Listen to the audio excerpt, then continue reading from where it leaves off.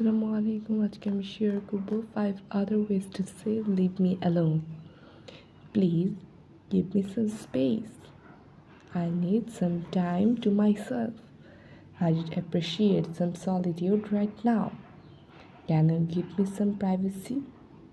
I need a moment alone.